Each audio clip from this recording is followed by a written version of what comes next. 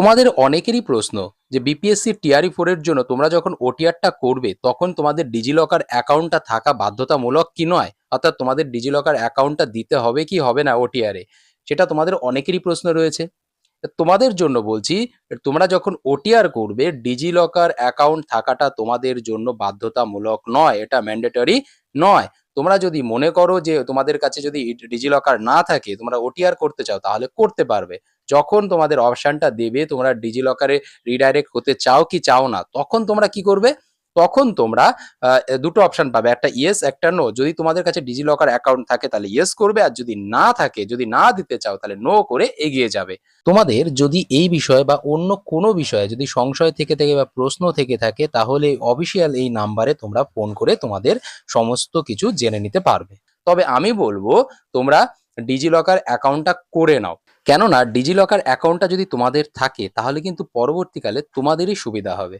দেখো, যদি প্রথমত তোমাদের কাছে ডিজিলকার থাকে, ওটিআরে তুমি যদি ডিজিলকার অ্যাকাউন্টটা দিয়ে দাও, তাহলে কি হবে, পরবর্তীকালে যখন বিপিএসসি টিআরই পড়ে যখন ফর্ম ফিল আপ হবে, তোমাদের এক্সট্রা ভাবে তোমাদের কিন্তু আর ডকুমেন্টস গুলো সাবমিট করতে হবে না।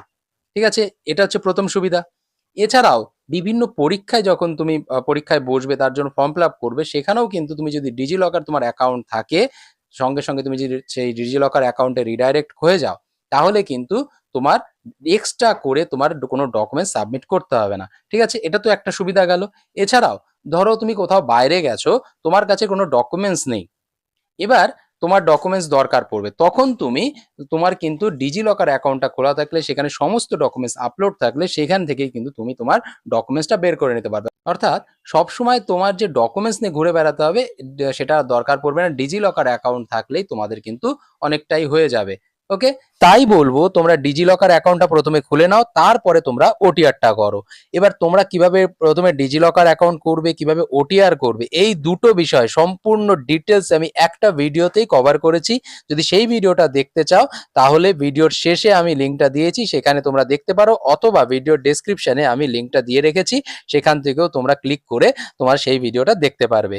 আর তোমরা যারা বিপিএসসি টিআরই 4 এর জন্য সংস্কৃত এবং জেনারেল পেপারের উপর ভালোভাবে প্রিপারেশন নিতে চাও, তাহলে অবশ্যই নিচে দেওয়া নাম্বারে আমাদের সঙ্গে যোগাযোগ করো। আমাদের অনলাইন ক্লাস শুরু হয়েছে ইতিমধ্যে। যদি মনে করো নতুন ব্যাচে তোমরা ভর্তি হবে, নতুনভাবে শুরু করবে, সেটা যে সংস্কৃত হোক বা জেনারেল পেপার হোক, যদি ভালোভাবে যদি শুরু করতে চাও, যদি লক্ষ্য তোমাদের থাকে বিহার বিপিএসসি টিআরই 4, তাহলে অবশ্যই নিচে দেওয়া নাম্বারে আমার সঙ্গে যোগাযোগ করো এবং নতুনভাবে তোমরা পড়া শুরু করে দাও। কারণ তোমাদের কিন্তু পরীক্ষা সেপ্টেম্বর মাসে হতে চলেছে, সেটা তোমরা আগেই নোটিশ পেয়ে গেছো।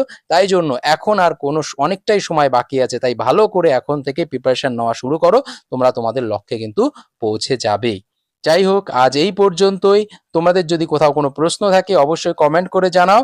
আর যদি তোমাদের অনলাইন ক্লাসে ভর্তি হতে চাও, তাহলেও নিচে দেওয়া নাম্বারে আমাদের সঙ্গে যোগাযোগ করো। আজ এই পর্যন্তই।